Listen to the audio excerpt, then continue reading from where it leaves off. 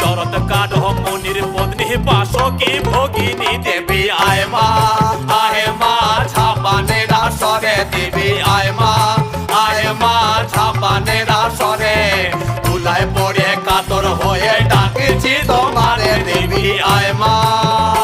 আরে সভা করি বসিয়া আছেন হিন্দু মুসলমান, আরে সভা করি বসিয়া আছেন হিন্দু মুসলমান। আরে তোমার চরণে অথম আমি জানাইলাম সালাম, তোমার চরণে অথম আমি